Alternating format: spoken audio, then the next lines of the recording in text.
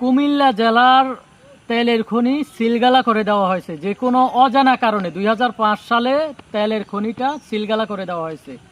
কুমিল্লাবাসী কোনো ভূমিকা, কোনো ব্যাখ্যা, কোনো কিছুই তদন্ত দেখতে চায় না এবং জানতে চায় না। কুমিল্লাবাসীর একটাই দাবি, এটাকে অতি দ্রুত, যত দ্রুত সম্ভব আবারও পুনরায় চালু করার দাবি রয়েছে।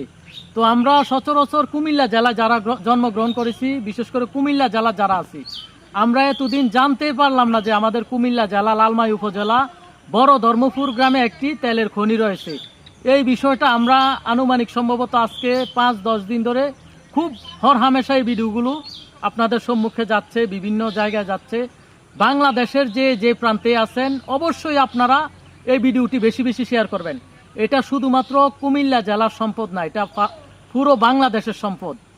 এটা পুরো বাংলাদেশের সম্পদ। কুমিল্লা জেলায় যদি তেল উত্তোলন করা হয়, শুধু কুমিল্লা জেলা উন্নত হবে না, বাংলাদেশের প্রত্যেকটা মানুষ উপকৃত হবে এই থেকে।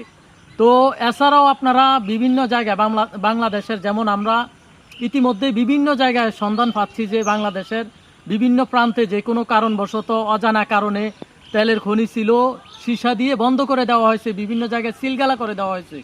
তো এইগুলো কে করছে, কিভাবে করছে, কোনো তদন্তের প্রয়োজন নাই, কোনো তদন্তে যাওয়ার প্রয়োজন নাই। কিভাবে এগুলো চালু করা যায় সেই পদক্ষেপ নিতে হবে আমাদেরকে।